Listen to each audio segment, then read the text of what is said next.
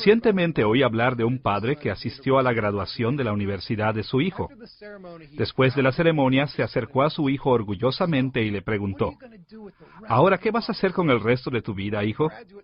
El graduado le dijo con una gran sonrisa: «Bien, papá, he pensado mucho en mi futuro, y creo que simplemente me voy a ir directo a la jubilación». Ahora, la mayoría de nosotros podríamos pensar igual que ese joven graduado. Pero casi todos comprendemos que para ser responsables, tenemos que trabajar arduamente durante muchos años antes de poder retirarnos. Ahora, tan extraño como parezca, la actitud de este joven se parece bastante a las actitudes de algunos cristianos que vivieron en el primer siglo. Estaban tan celosos de la gloriosa segunda venida de Cristo que abandonaron las responsabilidades de vivir para Cristo en esta vida. Este tercer estudio de El corazón de la teología de Pablo se titula Pablo y los tesalonicenses.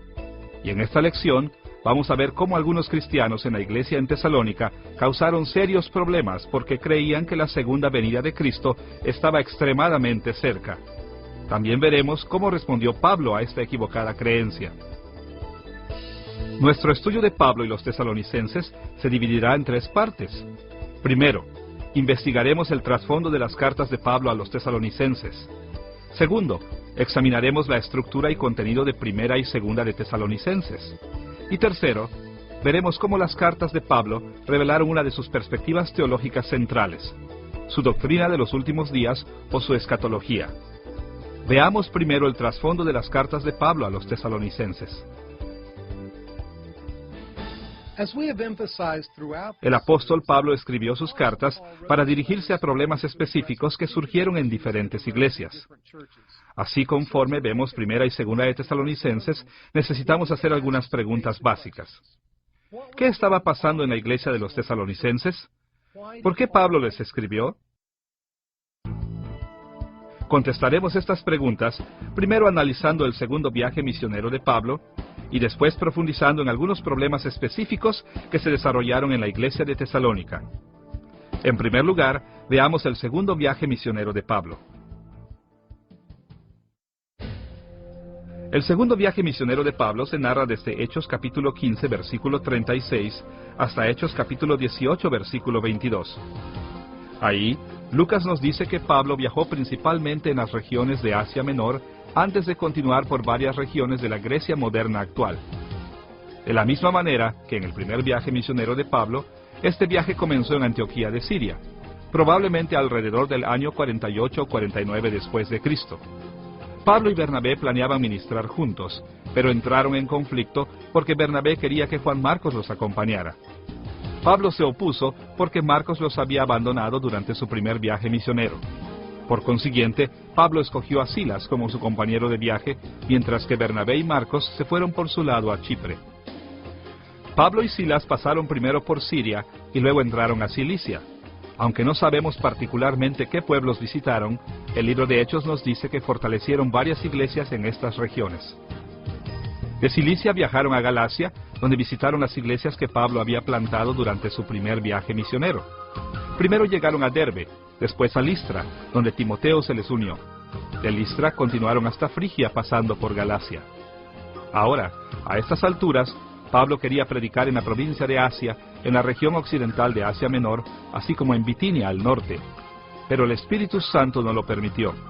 Así que la compañía fue de Frigia al puerto costero de Troas, aproximadamente a 500 kilómetros de ahí, donde la razón de su apresurado viaje hacia el oeste se esclareció. En un sueño, Pablo vio a un hombre que le pidió que viniera a Macedonia, principalmente a las áreas que ahora quedan dentro de las regiones norteñas de Grecia. En respuesta a este sueño, Pablo y sus compañeros inmediatamente zarparon hacia Macedonia. Pasaron brevemente por Neápolis antes de llegar a Filipos, donde permanecieron durante algún tiempo. Ahí vieron a un gran número de personas venir a Cristo. En el futuro, sin embargo, las personas de Filipos encarcelaron a Pablo por exorcizar un demonio de una muchacha esclava. Pero aún desde la cárcel extendió el evangelio. En medio de la noche, un terremoto rompió cadenas y abrió las puertas de la prisión, liberando a los prisioneros. Aunque los prisioneros pudieron haber escapado, ellos permanecieron en sus celdas para que el carcelero no fuera castigado por perderlos. El carcelero se impresionó tanto por este acto de caridad hacia él, que él y toda su casa vinieron a la fe. De Filipos, los misioneros pasaron por Antípolis y Apolonia antes de llegar a Tesalónica, donde Pablo predicó el Evangelio en la sinagoga durante 3 semanas.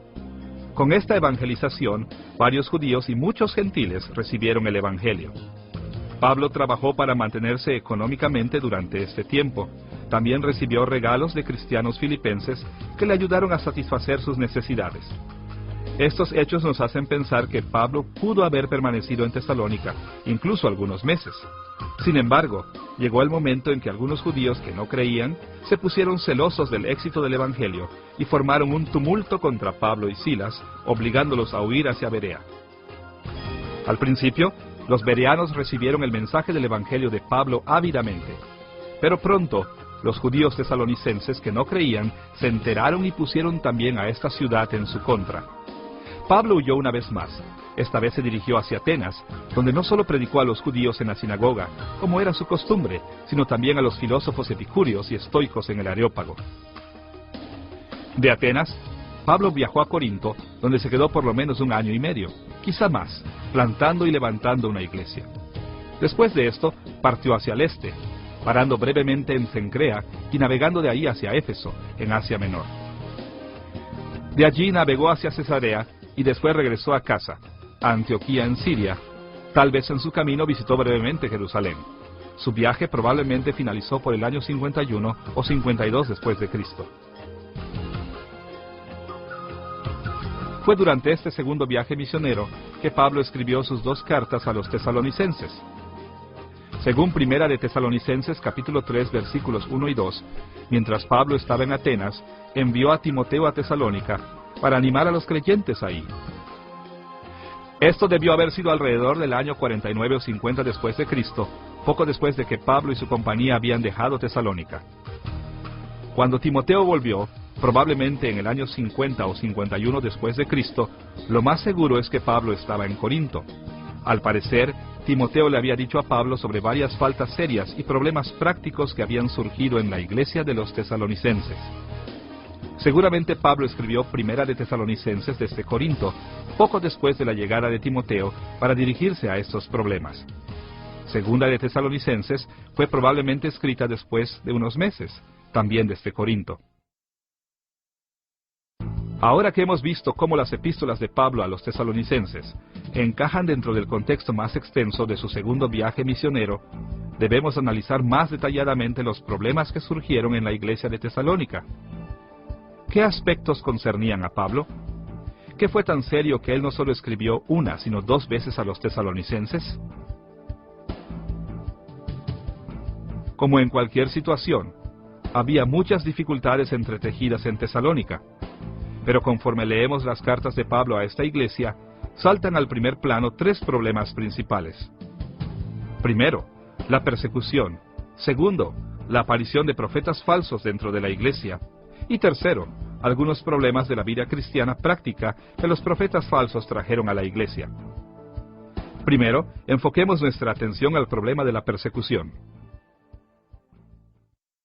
La primera vez que Pablo llevó el Evangelio a Tesalónica, los creyentes de ahí se habían convertido en objeto de violencia, enfrentando una persecución que realmente amenazaba sus vidas. Escuche la descripción de Lucas de los eventos en Tesalónica, documentados en Hechos capítulo 17, versículo 5. Entonces los judíos que no creían, teniendo celos, tomaron consigo algunos ociosos, hombres malos, y juntando una turba, alborotaron la ciudad, y asaltando la casa de Jasón, procuraban sacarlos al pueblo. De hecho, los judíos no creyentes en Tesalónica eran tan agresivos que no se conformaban con sacar a Pablo y a Silas de su ciudad. Más aún, ellos siguieron a los misioneros a Berea para causarles incluso más problemas allá. Lucas asentó este hecho en Hechos capítulo 17, versículo 13. Cuando los judíos de Tesalónica supieron que también en Berea era anunciada la palabra de Dios por Pablo, fueron allá y también alborotaron a las multitudes. Los antagonistas judíos del Evangelio eran tenaces, incluso alentaban a gentiles para oponerse a la fe cristiana conforme persuadían a los cristianos de un pueblo a otro. Las cartas de Pablo a los tesalonicenses indican que este sufrimiento continuó aún después de su salida de Tesalónica. En Primera de Tesalonicenses capítulo 2, versículos 14 al 16, Pablo describió sus tribulaciones de esta manera.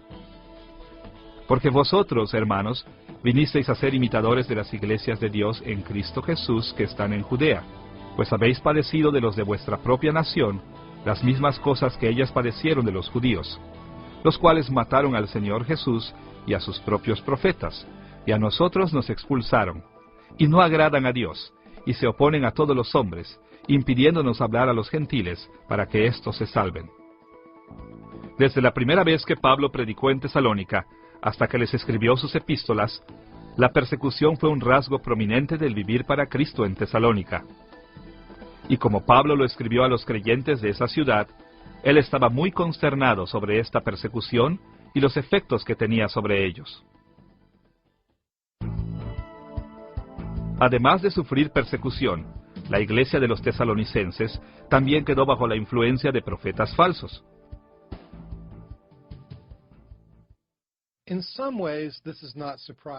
De alguna manera, esto no es sorprendente. En primer lugar, a lo largo de la historia, cuando los cristianos han sufrido persecución por largos periodos de tiempo, a menudo ellos han anhelado que Jesús vuelva para librarlos de su aflicción. Para simplificar, los cristianos en sufrimiento tienden a orientar sus vidas completamente hacia la segunda venida de Cristo. Realmente esta vida ofrece un poco más que desilusión y sufrimiento, pero nosotros dirigimos nuestra mirada hacia el día en que Jesús nos rescatará. En segundo lugar, cuando los cristianos están muy enfocados en la segunda venida de Cristo, normalmente quedan muy susceptibles a maestros falsos o profetas falsos que tienen puntos de vista excéntricos con respecto a la segunda venida. Y esto precisamente es lo que les pasó a los tesalonicenses. Maestros falsos vinieron a la iglesia con creencias equivocadas sobre la proximidad de la segunda venida de Cristo. Para poder apreciar el daño que causaron los maestros falsos en Tesalónica, mencionaremos dos puntos: el conflicto que se desarrolló entre los profetas falsos y Pablo, y el contenido de la enseñanza de los profetas falsos. Veamos primero que maestros falsos se oponían fuertemente a las enseñanzas de Pablo. Por ejemplo, cuando recibió de Timoteo los informes de la condición en que se encontraba la iglesia de los tesalonicenses, Pablo supo que profetas falsos habían entrado en compañerismo con los creyentes y habían hablado en contra de algunas de sus enseñanzas. Una de las reacciones de Pablo ante ese problema fue recordarles a los tesalonicenses que examinaran cada profecía que oyeran. Escuche sus palabras en Primera de Tesalonicenses capítulo 5, versículos 20 y 21. No menospreciéis las profecías, examinadlo todo, retened lo bueno. Pablo instruyó a los tesalonicenses a someter todo a prueba y a retener lo bueno, porque quería que evaluaran el contenido de cada instrucción que recibían. Ellos debían retener solo lo bueno, desechando todo lo que no concordara con lo que sabían que era verdad de las Escrituras y de las enseñanzas de Pablo. Pero los profetas falsos no se rindieron fácilmente. Por el contrario, continuaron enseñando y predicando sus doctrinas falsas. De hecho, es posible incluso que hayan mandado cartas bajo el nombre de Pablo en un intento por persuadir a los tesalonicenses de sus puntos de vista. Era claro que Pablo estaba angustiado sobre este tipo de actividades al escribir en 2 de Tesalonicenses capítulo 2, versículos 1 al 2, «Os rogamos, hermanos, que no os dejéis mover fácilmente de vuestro modo de pensar, ni os conturbéis, ni por espíritu, ni por palabra, ni por carta como si fuera nuestra». La preocupación de Pablo sobre el problema de falsificaciones también está clara en 2 de Tesalonicenses capítulo 3, versículo 17, donde escribió: «La salutación es de mi propia mano, de Pablo, que es el signo en toda carta mía. Así escribo». Pablo agregó palabras escritas por su propia mano como una firma que distinguía sus cartas de las falsificaciones, ayudando a los tesalonicenses a identificar las cartas que eran auténticas de él y a rechazar la profecía falsa. Este conflicto con los profetas falsos nos lleva a otra pregunta al leer las cartas de Pablo a los tesalonicenses. ¿Qué estaban enseñando estos profetas falsos? No podemos estar seguros de todo lo que ellos enseñaban, pero si recordamos la continua persecución en Tesalónica y examinamos el contenido de las epístolas de Pablo a los tesalonicenses, podemos deducir que los profetas falsos tenían una variedad de conceptos erróneos sobre la segunda venida de Cristo. Su principal problema, sin embargo, era que ellos creían que Jesús volvería casi inmediatamente. De hecho, tan increíble como nos parezca, algunos profetas falsos incluso habían proclamado que Cristo ya había vuelto. Escuche 2 de Tesalonicenses capítulo 2, versículos 1 al 3. Pero con respecto a la venida de nuestro Señor Jesucristo y nuestra reunión con Él, os rogamos, hermanos, que no os dejéis mover fácilmente de vuestro modo de pensar, ni os conturbéis, ni por espíritu, ni por palabra, ni por carta como si fuera nuestra, en el sentido de que el día del Señor está cerca. Nadie os engañe en ninguna manera. Evidentemente, por lo menos algunos de los profetas falsos habían enseñado que la iglesia de Tesalónica ya se había perdido de la segunda venida de Cristo. Es posible que hayan deducido esas ideas del culto cívico de Tesalónica que adoraba a Cabirus, un héroe local asesinado que se decía que volvía periódicamente al mundo. Los maestros falsos pueden haber aplicado este tipo de perspectiva a la fe cristiana, diciéndoles a los tesalonicenses que Cristo ya había vuelto. Cualquiera que fuese la fuente de estos errores, Pablo condenó fuertemente a los profetas falsos e instruyó a los tesalonicenses a que se tomaran fuertemente de lo que él les había dicho sobre la segunda venida de Cristo. Ahora que hemos visto cómo la persecución y la profecía falsa habían llegado a los tesalonicenses, debemos mirar algunas maneras prácticas en las que estos problemas impactaron a la iglesia. Varias preocupaciones significantes aparecen en las cartas de Pablo a los tesalonicenses, pero nosotros nos enfocaremos en dos: el desaliento y la irresponsabilidad. Veamos primero el desaliento de los tesalonicenses. Cuando los cristianos creían que la segunda venida de Jesús estaba a la vuelta de la esquina, inevitablemente se desmoronaban porque Jesús no aparecía. En Tesalónica muchos creyentes habían orientado sus vidas enteras alrededor del regreso inmediato de Cristo. Ellos habían sufrido y habían dejado mucho por causa de Cristo. Aún cuando los meses pasaban, no solo estaban defraudados, sino que para empeorar las cosas, varios creyentes iban muriendo. Aquellos que permanecían vivos se angustiaban sobre el destino eterno de los creyentes que se habían ido. Esta confusión los llevó a tener dudas, y las dudas al desaliento. Escuche la manera en que Pablo sutilmente los corrigió en 1 de Tesalonicenses capítulo 4, versículos 13 y 14. Tampoco queremos, hermanos, que ignoréis acerca de los que duermen, para que no os entristezcáis como los otros que no tienen esperanza. Porque si creemos que Jesús murió y resucitó, así también traerá Dios con Jesús a los que durmieron en él. Pablo les aseguró a los tesalonicenses que aunque los santos que ya no estaban habían muerto físicamente, aún estaban vivos con Cristo y que ellos acompañarían a Cristo cuando Él regresara.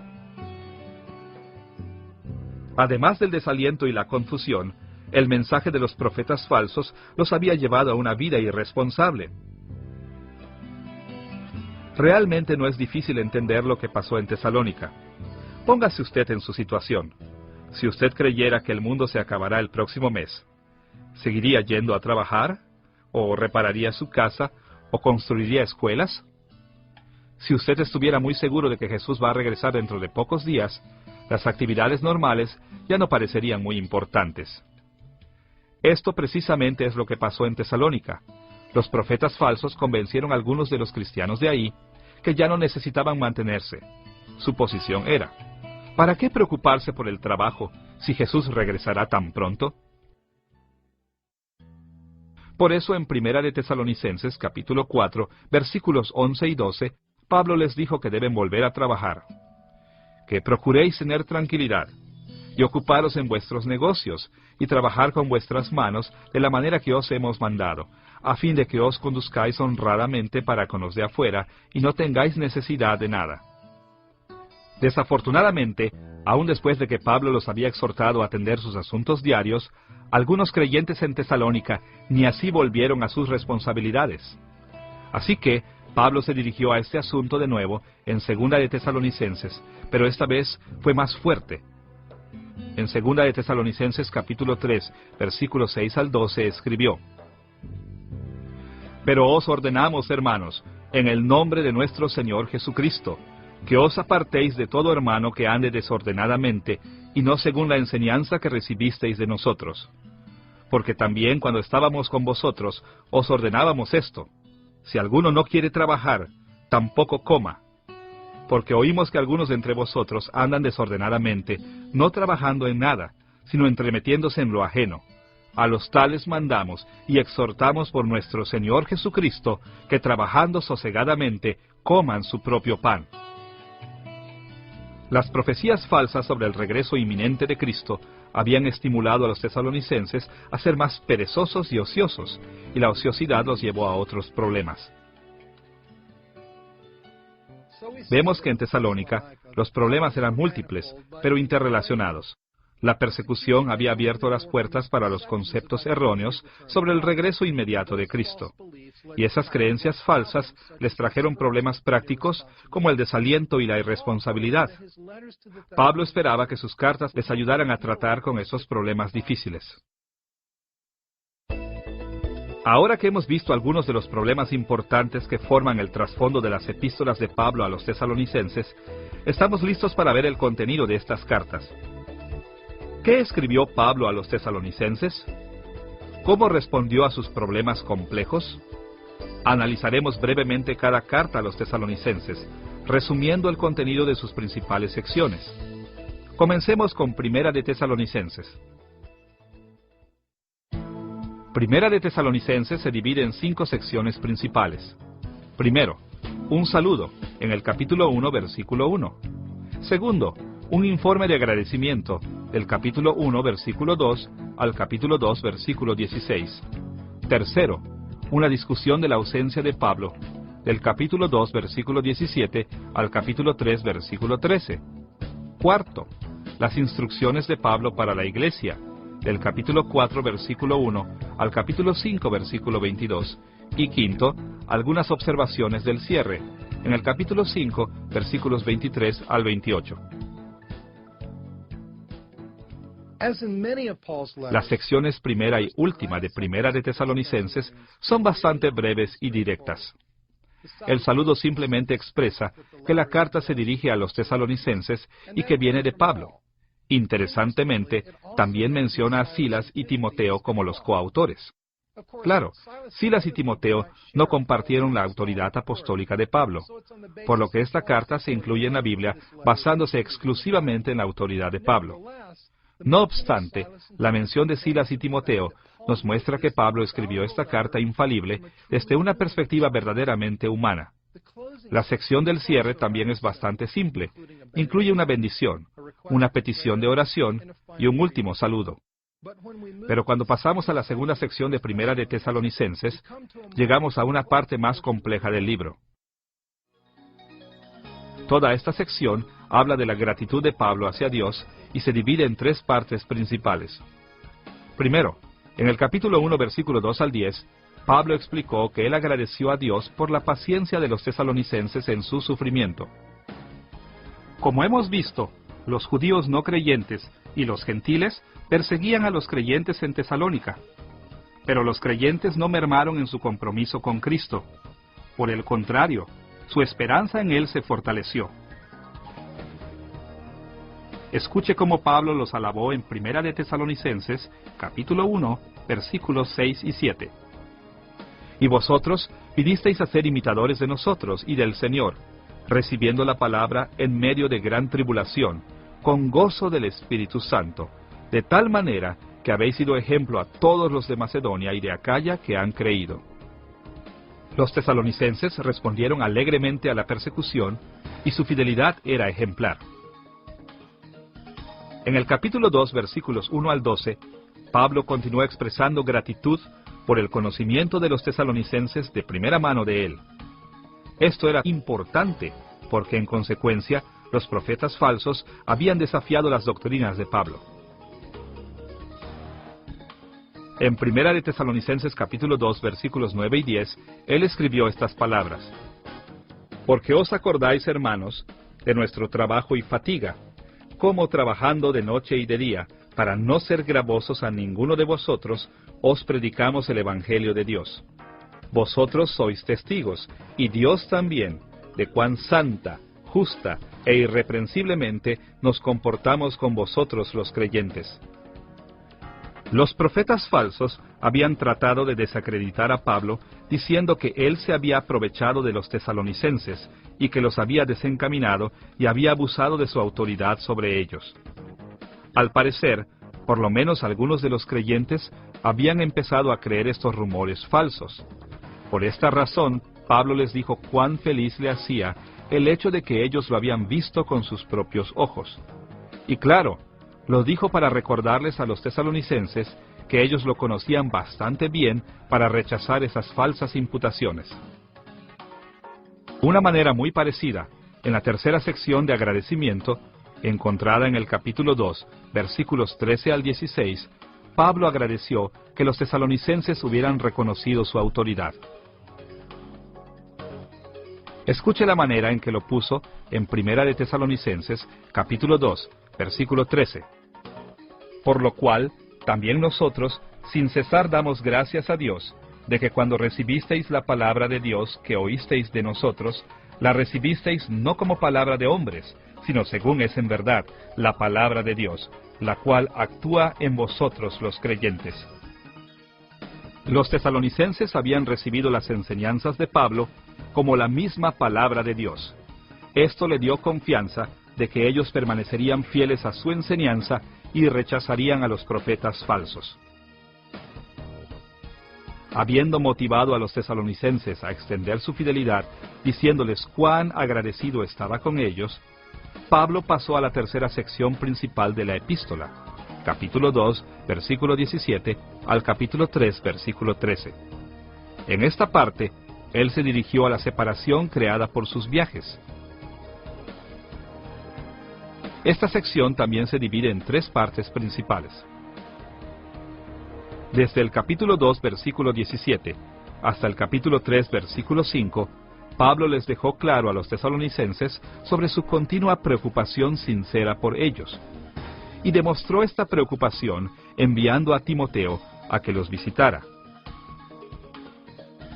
Escuche las palabras de Pablo en Primera de Tesalonicenses, capítulo 3, versículos 1 y 2. Por lo cual, no pudiendo soportarlo más, acordamos quedarnos solos en Atenas, y enviamos a Timoteo, nuestro hermano, servidor de Dios y colaborador nuestro en el Evangelio de Cristo, para confirmaros y exhortaros respecto a vuestra fe. Además de su sincera preocupación pastoral, en el capítulo 3, versículos 6 al 10, Pablo expresó su gran alegría ante las noticias que Timoteo trajo de Tesalónica. Los creyentes se mantenían firmes en su fe y extrañaban a Pablo tanto como el apóstol los extrañaba. Estas noticias estremecieron a Pablo, tanto que en Primera de Tesalonicenses, capítulo 3, versículos 8 y 9, escribió: Porque ahora vivimos, si vosotros estáis firmes en el Señor. Por lo cual, ¿qué acción de gracias podremos dar a Dios por vosotros, por todo el gozo con que nos gozamos a causa de vosotros? Al escuchar las buenas noticias de Timoteo, la preocupación de Pablo se tornó en alegría y confianza. En tercer lugar, en el capítulo 3, versículos 11 al 13, Pablo oró por los tesalonicenses, pidiéndole al Padre que dirigiera su camino para visitarlos de nuevo. La cuarta sección principal de esta carta va desde el capítulo 4, versículo 1, hasta el capítulo 5, versículo 22. Muchos de los creyentes tesalonicenses habían estado tan distraídos por la idea del regreso inmediato de Cristo que habían perdido el interés en la vida del mundo presente. Así que Pablo les dio varias instrucciones para corregir los problemas existentes y prevenir el futuro. Él no quería que los tesalonicenses perdieran la esperanza de que Jesús volvería, pero quería que reconocieran que Cristo no podía regresar tan rápido. Quería que vivieran como el Señor lo había mandado. Esta sección es relativamente larga y está compuesta de una breve introducción, seguida por la parte principal de la instrucción de Pablo. Primero, el capítulo 4, versículos 1 y 2, son la parte introductoria de la sección. Aquí, Pablo encomendó a los tesalonicenses en conjunto obedecer sus mandatos anteriores.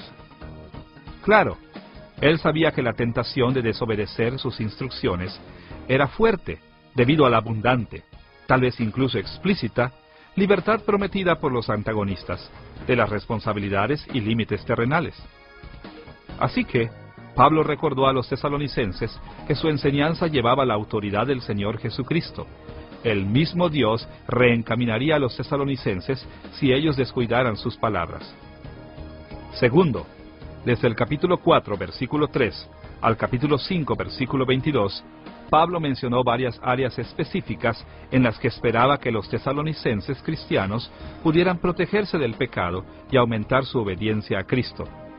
Como lo hemos mencionado, él prestó particular atención a los pecados que pudieran promulgarse en la enseñanza falsa en la iglesia de los tesalonicenses.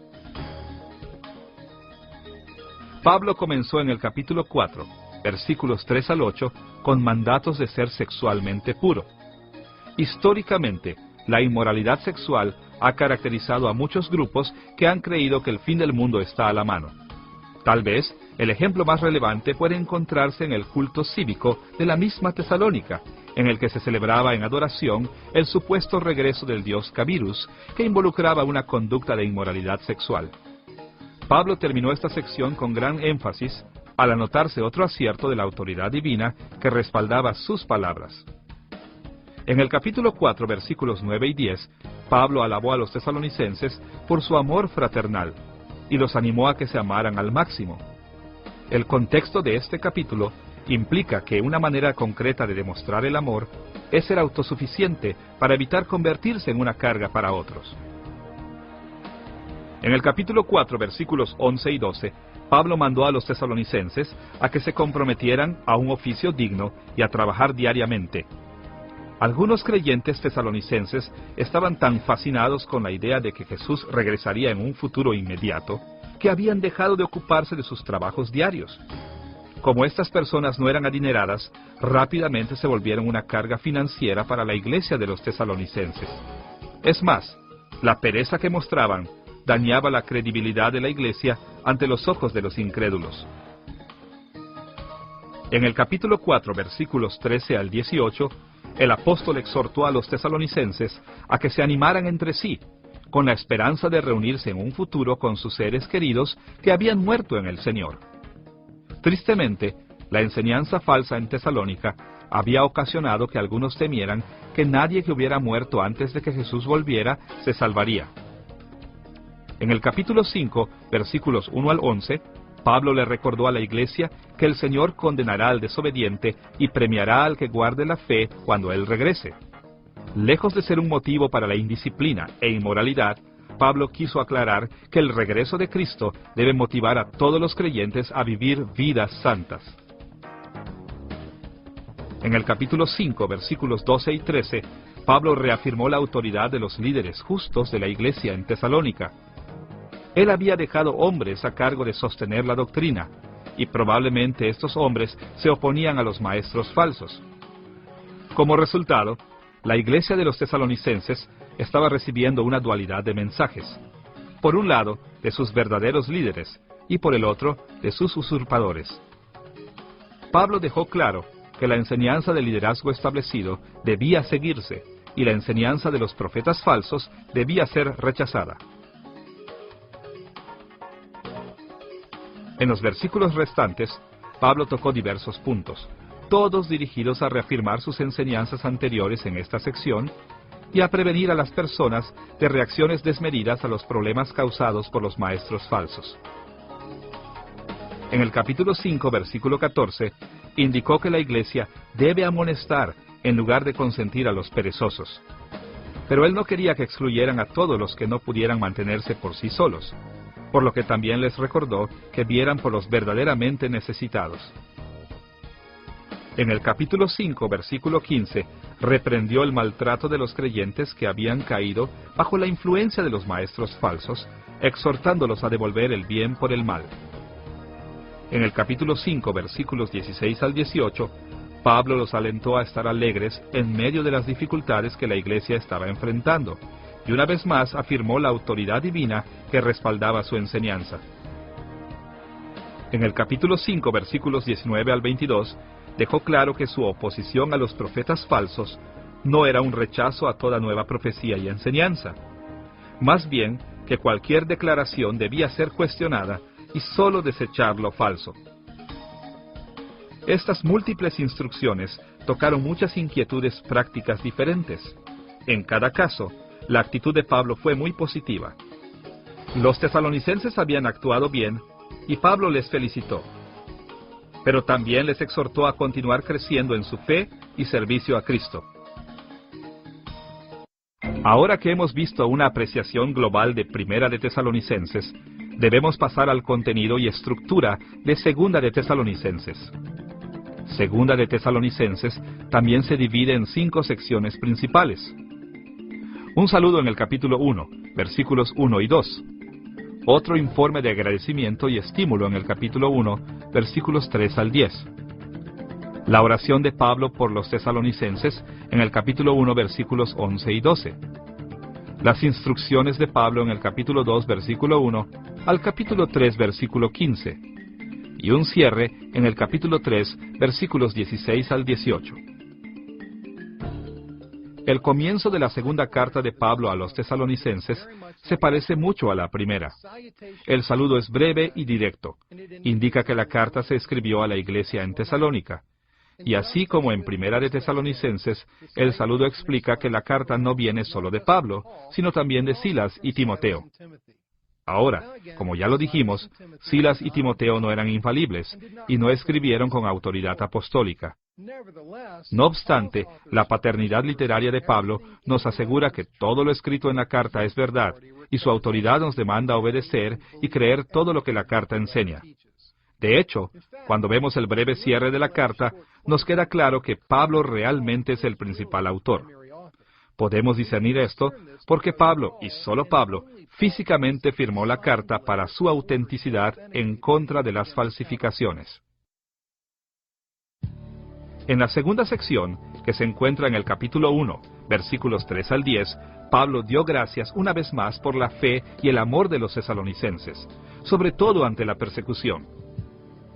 Aunque tuvo que escribirles una segunda vez mencionando algunos de los mismos problemas que ya había confrontado en su primera carta, Pablo seguía realmente impresionado con los tesalonicenses. También los animó diciéndoles otra vez cuán ejemplar era su fe, y cómo los había alabado ante otras iglesias sobre su perseverancia.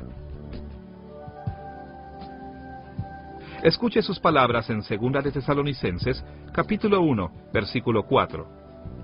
Nos gloriamos de vosotros en las iglesias de Dios, por vuestra paciencia y fe, en todas vuestras persecuciones y tribulaciones que soportáis.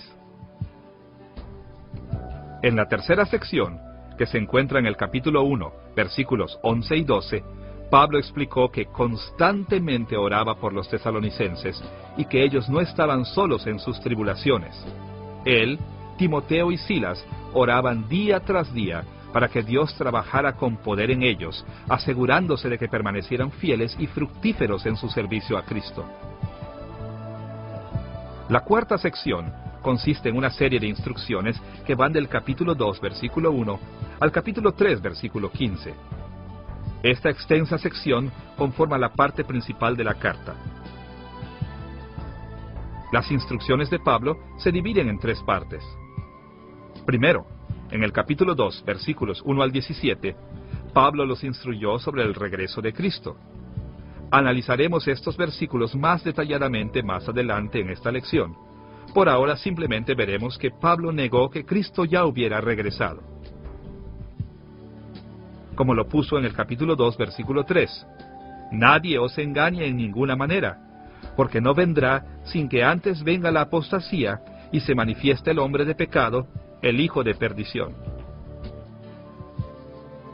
Luego, en el capítulo 3, versículos 1 al 5, Pablo le pidió a los tesalonicenses que oraran por la seguridad y el éxito en su ministerio, por él y por sus colaboradores.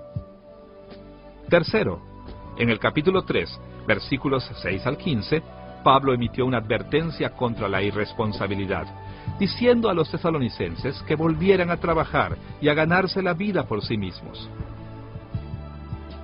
Como lo puso en capítulo 3, versículo 10, porque también, cuando estábamos con vosotros, os ordenábamos esto: si alguno no quiere trabajar, tampoco coma. Las dos breves cartas de Pablo a los tesalonicenses son similares de muchas maneras. Las dos expresan su alegría y confianza en esta iglesia, así como su gratitud por su fidelidad en su ausencia. Incluso, Pablo sabía de los serios problemas que habían surgido en su ausencia, por lo que instruyó a los tesalonicenses, no solo en una ocasión, por lo menos 2 veces, escribiendo estas 2 cartas. Su principal preocupación era que fueran fieles a Cristo y a su enseñanza, viviendo responsablemente sus vidas diarias y adquiriendo una perspectiva apropiada sobre el regreso del Señor. Hasta este momento, hemos explorado el trasfondo de las cartas de Pablo a la iglesia en Tesalónica y el contenido básico de estas epístolas. Ahora podemos pasar a nuestro tercer tema. ¿Cómo reflejaron estas epístolas la doctrina teológica central de Pablo de los últimos días, es decir, su escatología? En sus cartas a los tesalonicenses, Pablo abordó problemas específicos relacionados con sus vidas. Escribió sobre los profetas falsos y sobre una vida responsable y llena de fe, de la misma manera que corrigió sus puntos de vista sobre la segunda venida de Cristo. Pero como lo hemos visto en lecciones anteriores, es útil distinguir las enseñanzas específicas que Pablo incluyó en estas cartas desde los mandatos teológicos más básicos que unían las piezas de todo lo que enseñó. Como en sus otras cartas, las epístolas de Pablo a los tesalonicenses salieron del corazón de su teología, a la que hemos llamado su escatología.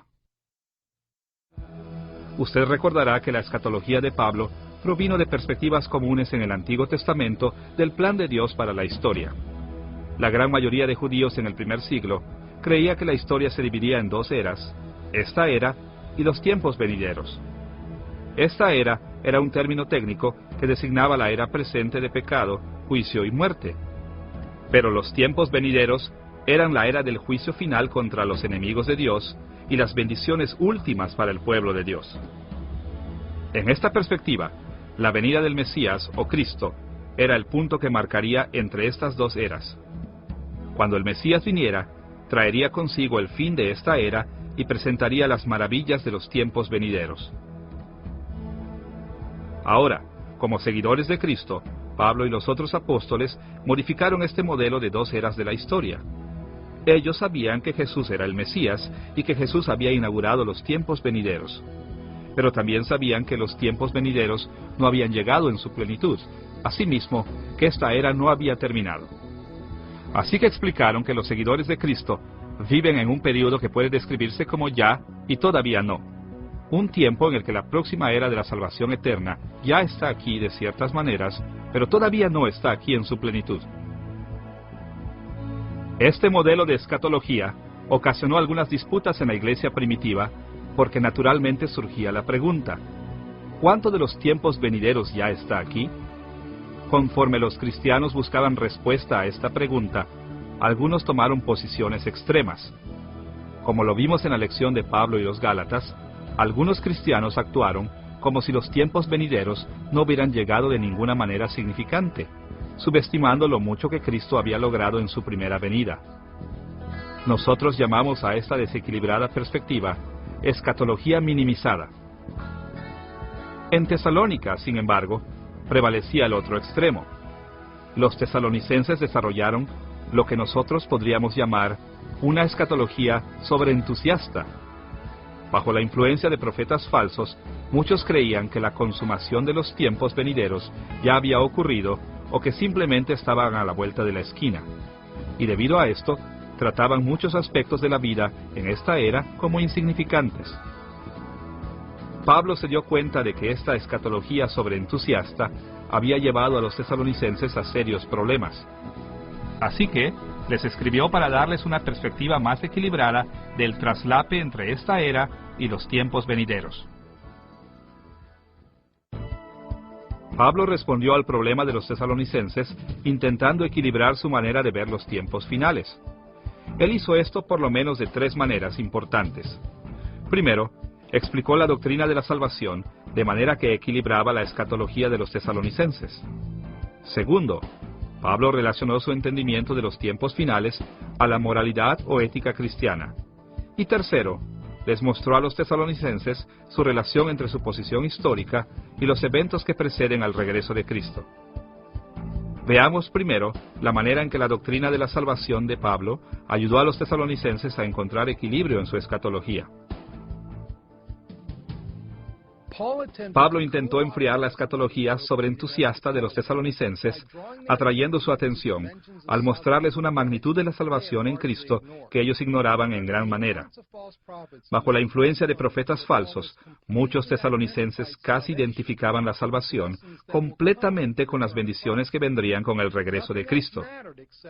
No importaba nada más que la salvación que vendría al regreso de Cristo. Para oponerse a esta exageración sobre el futuro, Pablo señaló que la salvación que se aplicaría cuando Cristo regresara dependía de la salvación que ya había tenido lugar. Segunda de Tesalonicenses capítulo 2 versículos 13 y 14 nos muestra una declaración útil de las perspectivas que Pablo quería que los tesalonicenses tuvieran. Escuche ahí sus palabras. Pero nosotros siempre tenemos que dar gracias a Dios por ustedes, hermanos amados por el Señor, porque Dios los escogió para que fueran los primeros en alcanzar la salvación por medio del Espíritu que los hace santos y de la verdad en que han creído. Para esto los llamó Dios por medio del Evangelio que nosotros anunciamos, para que lleguen a tener parte en la gloria de nuestro Señor Jesucristo. Podría decirse mucho sobre estos versículos, pero nosotros tomaremos nota de 3 dimensiones de la salvación presentadas aquí. Veremos primero cómo Pablo atrajo la atención hacia la salvación en el pasado. Después veremos su preocupación por la salvación futura. Y finalmente, analizaremos cómo este pasaje menciona dimensiones presentes o actuales de la salvación. Veamos primero la manera en que Pablo describió la salvación en el pasado. Con respecto a las dimensiones del pasado de la salvación, Pablo habló de la elección o preferencia de Dios por los tesalonicenses. Pablo dijo que Dios escogió a los tesalonicenses, lo que quiere decir que antes de que los tesalonicenses vinieran a la fe por medio de la predicación del Evangelio de Pablo, Dios ya había decidido que amaba a los tesalonicenses e iba a salvarlos. Esta elección, de hecho, fue hecha antes de que Dios creara el mundo. Escuche cómo Pablo habló sobre la elección de Dios de las personas para la salvación en Efesios capítulo 1, versículo 4.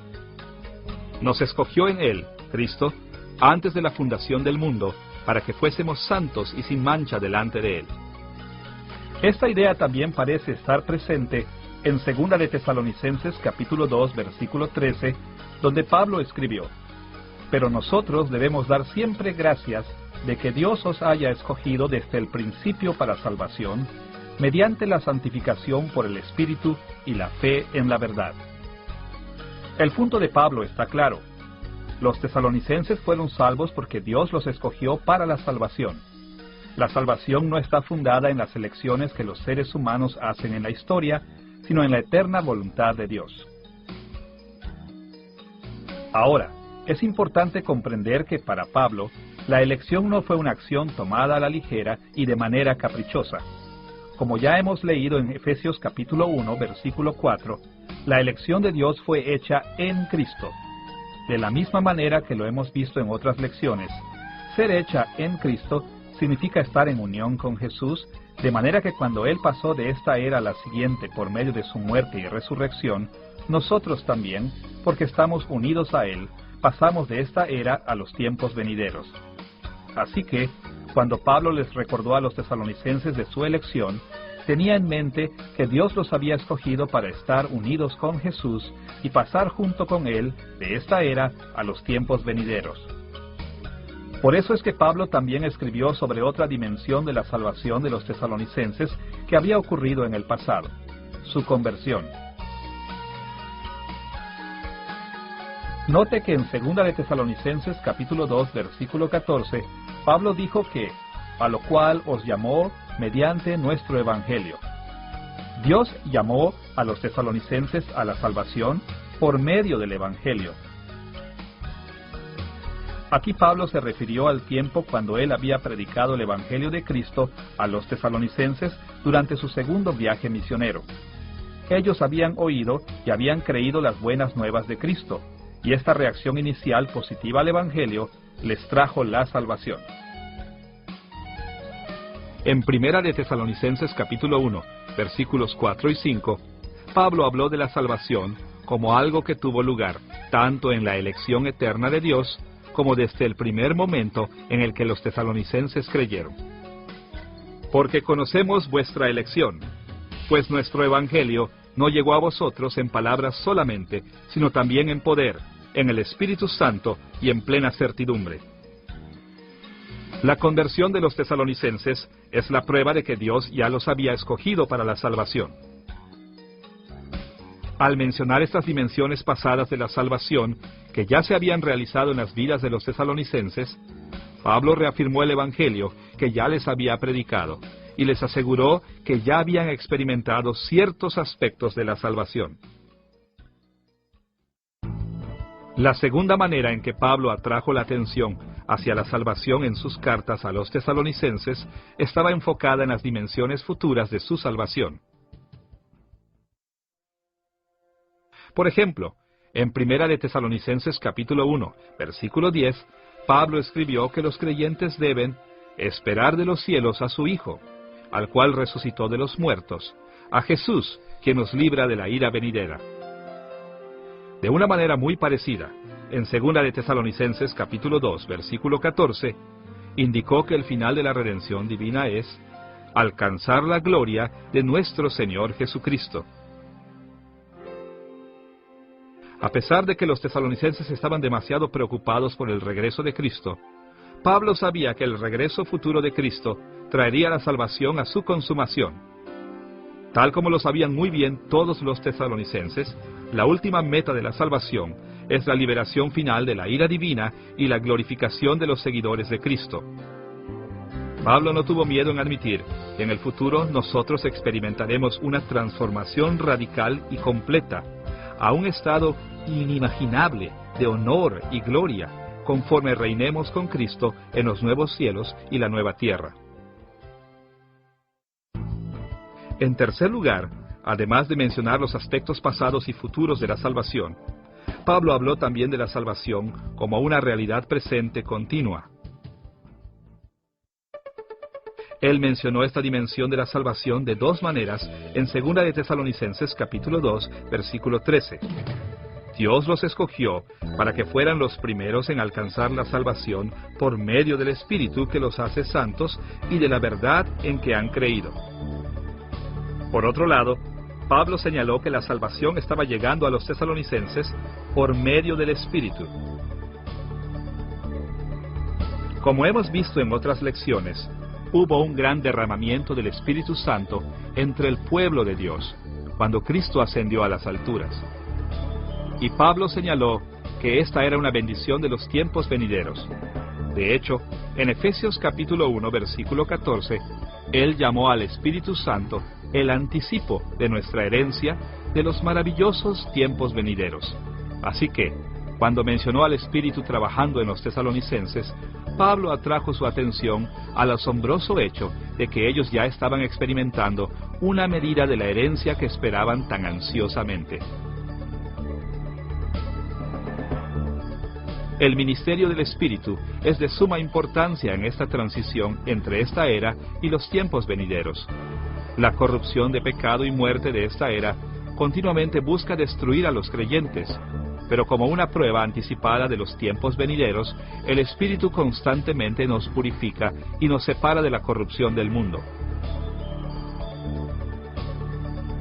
Por otro lado, Pablo también señaló dimensiones de la salvación, al mencionar que hay salvación por la verdad en que han creído, en 2 de Tesalonicenses capítulo 2, versículo 13.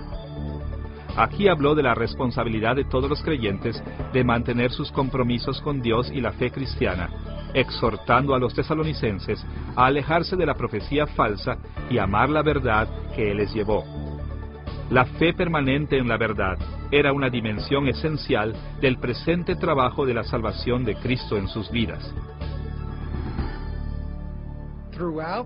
A lo largo de la historia de la Iglesia, han existido grupos de cristianos que, como los tesalonicenses, han enfocado tanto su atención en la segunda venida de Cristo, que no han comprendido los privilegios y responsabilidades que traen consigo las dimensiones pasadas y presentes de la salvación.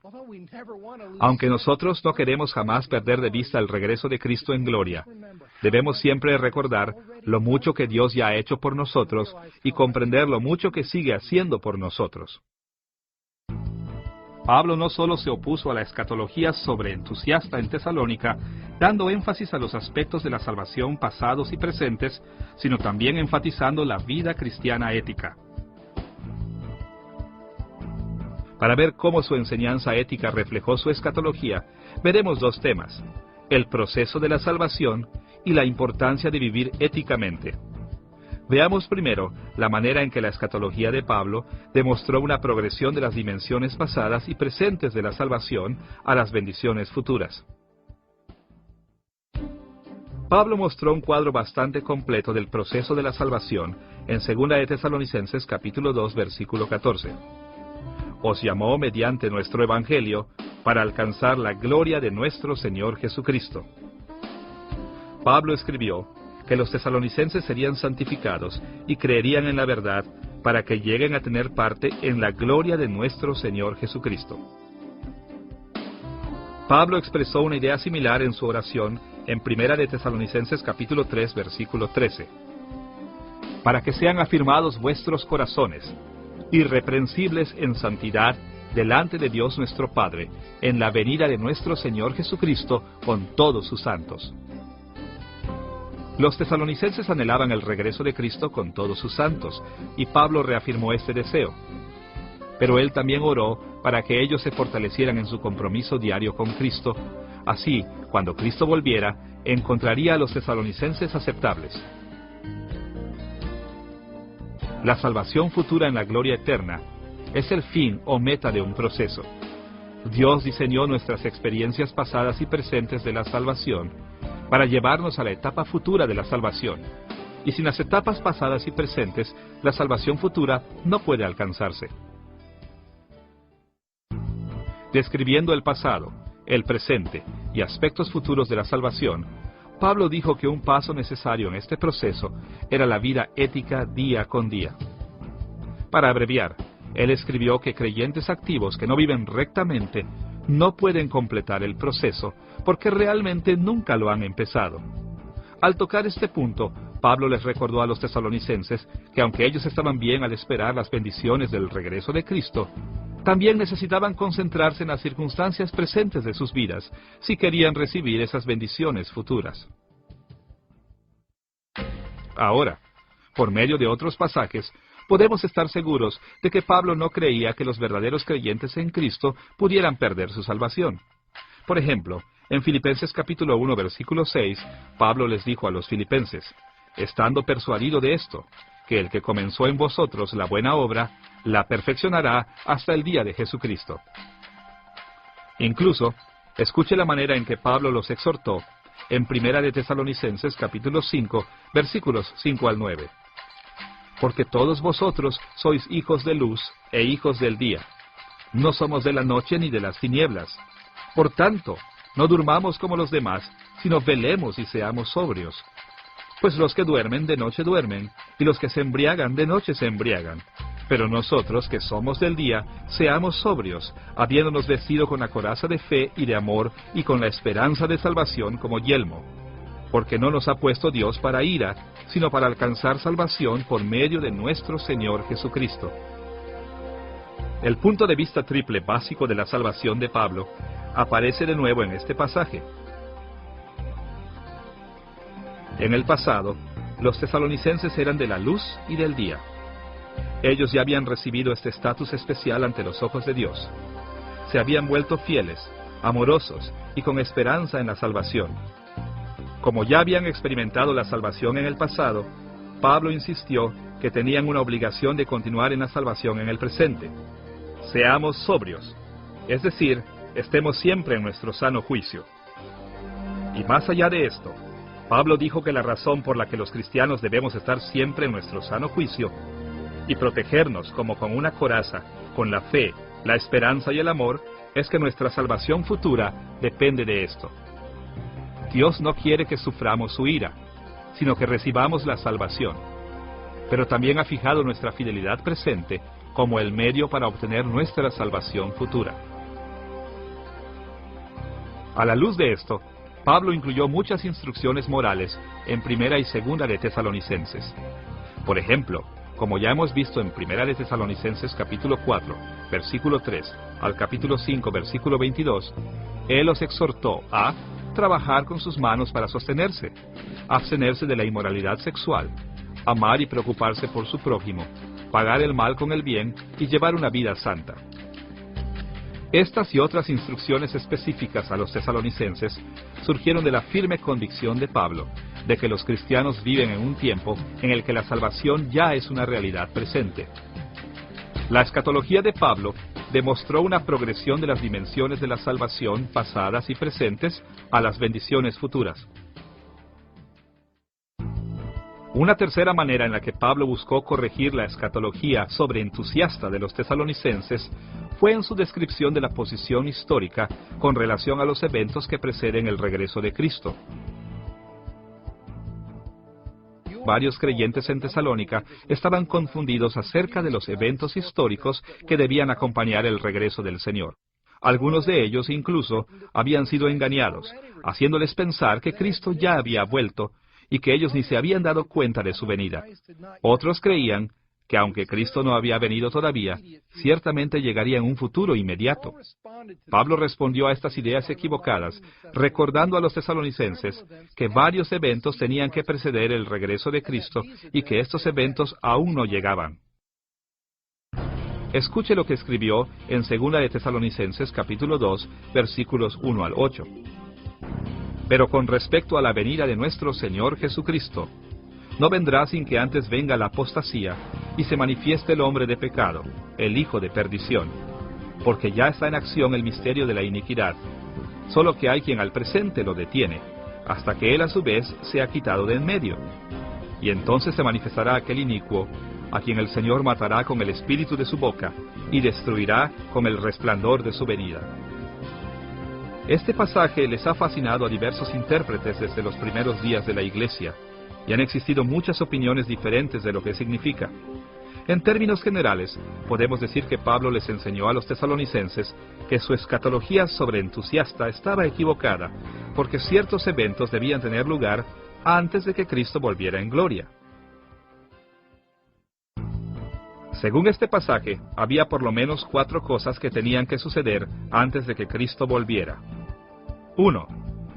El plan secreto de la maldad, o misterio de la iniquidad, debía estar en marcha y ser quitado. 2. Debía ocurrir una rebelión o apostasía. 3. El que ahora está deteniendo el plan secreto de la maldad debía ser quitado. Y 4. El malvado debía aparecer o ser revelado.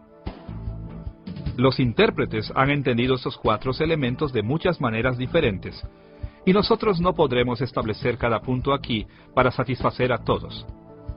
Así que, a estas alturas, simplemente presentaremos algunos puntos de vista en general que nos parecen más convincentes. En primer lugar, Pablo declaró que el plan secreto de la maldad, o misterio de la iniquidad, ya estaba activo y que estaba refrenado. Pero no identificó este plan secreto. Sin embargo, en 2 de Tesalonicenses capítulo 2, versículos 7 al 9, Pablo asoció el plan secreto explícitamente con el enemigo de la iglesia, Satanás. Esto nos da una idea de que bien puede ser demoníaco en naturaleza. También considere que Pablo dijo que la iglesia estaba principalmente en conflicto con seres espirituales y no con gobernantes terrenales,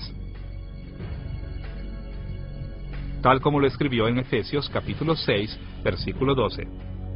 Porque no tenemos lucha contra sangre y carne, sino contra principados, contra potestades, contra los gobernadores de las tinieblas de este siglo, contra huestes espirituales de maldad en las regiones celestes.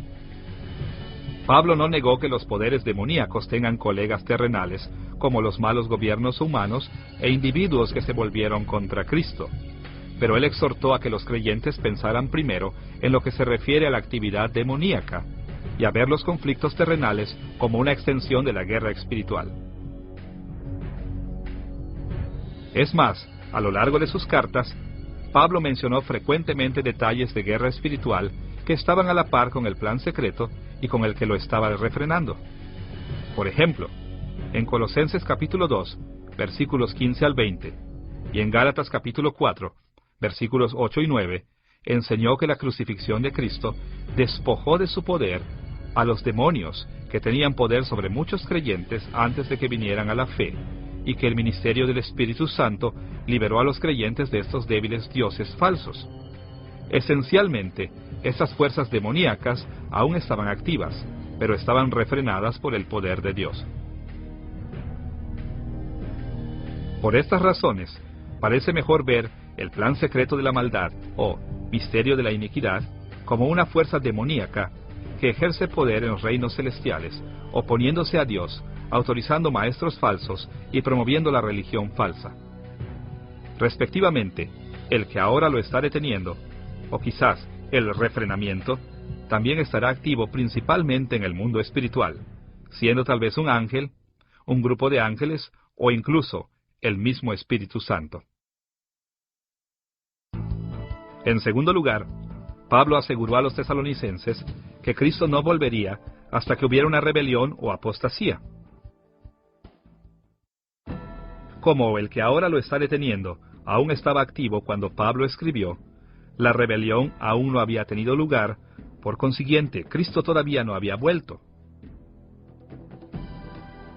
Parece que la mejor manera de entender la rebelión o la apostasía es hacer una equivalencia con lo que Juan llama la batalla a lo largo de Apocalipsis. En Apocalipsis capítulo 16, versículo 14, está la batalla de aquel gran día del Dios Todopoderoso. En Apocalipsis capítulo 19, versículo 19, está la guerra contra el que montaba el caballo. En Apocalipsis capítulo 20, versículos 8 y 9, la batalla es contra el campamento de los santos y la ciudad amada. Esta rebelión consiste en aglomerar las fuerzas del mal contra Dios en el último día del Señor. No ocurrirá sino hasta el final de los tiempos, y en ese momento Cristo destruirá absolutamente a todos los que se han levantado contra Él. Más allá de esto, Pablo indicó que la rebelión nunca podría tener lugar hasta que el que ahora lo está deteniendo dejara de detener el plan secreto de la maldad. Porque los tesalonicenses estaban conscientes del trabajo activo y continuo del que ahora lo detiene, no debían tener ningún temor de que ya se hubieran perdido de la llegada de Cristo. Finalmente, Pablo mencionó que Cristo no volvería hasta que aquel malvado de la iniquidad fuera descubierto. De la descripción de Pablo en 2 de Tesalonicenses capítulo 2, versículos 4 al 9, el malvado de la iniquidad parecería ser una clase de parodia de Jesucristo encarnado. Por ejemplo, el versículo 8 dice que, igual que Jesús, Él aparecerá. El versículo 6 indica que Él no aparecerá antes de su debido tiempo. Según el versículo 9, llegará con mucho poder y con señales y milagros falsos. Y el versículo 4 dice que llegará haciéndose pasar por Dios. Se han hecho muchas especulaciones con respecto a la identidad del malvado de la iniquidad. Algunos han pensado que es una figura política específica, como el emperador romano Nerón Claudio César en el primer siglo. Otros han pensado que es un tipo de figura política que se repite en cada era. Por ejemplo, aunque Nerón fue el primer perseguidor tiránico de la Iglesia, fue seguido por emperadores como Marco Aurelio, que tampoco era amigo de la Iglesia. Quizás la mejor explicación es que el malvado de la iniquidad es una sola figura humana, que aún no ha sido revelada, quien tendrá influencias en la última generación antes de que Cristo vuelva, a quien Juan llamó el Anticristo en 1 de Juan capítulo 2 versículo 18. Aunque los estudiosos discrepan con respecto al significado preciso de cada uno de estos elementos, por lo menos podemos estar seguros del punto más importante de Pablo. Algunos de los tesalonicenses habían llegado tan lejos en su fervor por el regreso de Cristo que creían que Jesús ya había vuelto y que no habían sido glorificados con Él como se les había prometido. Así que Pablo reiteró que tenían que pasar varias cosas antes de la segunda venida de Cristo. Como estas cosas no habían salido a la luz, estaba claro que Jesús no había vuelto aún. Pablo señaló que el regreso de Cristo estaba más lejos de lo que los tesalonicenses pensaban, para abrir sus ojos a la importancia de sus vidas presentes. Es por las mismas razones que cada vez que nosotros estamos tan interesados en la proximidad del regreso de Cristo, estamos tentados a descuidar esta vida. Debemos recordar cuán importante es que nos comprometamos con las responsabilidades y problemas de la vida de ya, pero todavía no. En esta lección hemos visto cómo Pablo respondió a los problemas que surgieron en la iglesia de Tesalónica. Hemos explorado el trasfondo de su relación con los tesalonicenses. Hemos visto el contenido de sus cartas a los tesalonicenses. Finalmente, hemos visto cómo Pablo aplicó el corazón de su teología a los problemas en Tesalónica, exhortando a los creyentes a enfriar o refrescar su escatología sobreentusiasta y a prestar la atención debida a la vida aquí y ahora. Conforme nos reflejamos en las reacciones de Pablo hacia los tesalonicenses, veamos cómo su escatología resolvió muchos de sus problemas prácticos y también cómo pueden guiarnos hoy. Muchos de los cristianos de hoy aún siguen enfocándose de una manera incorrecta en el regreso de Cristo, ignorando la importancia del presente. Pero Cristo no nos ha llamado a tratar nuestras responsabilidades actuales en su reino como irrelevantes. Más bien, ha fijado esto como un tiempo para que permanezcamos fieles a Él, para crecer en santificación y para que demos testimonio de Él en el mundo. El corazón de la teología de Pablo nos habla hoy, de la misma manera que les habló a los tesalonicenses en aquellos días. Esto nos anima a permanecer fieles y santos mientras esperamos el regreso de nuestro Señor y la plenitud de los tiempos venideros.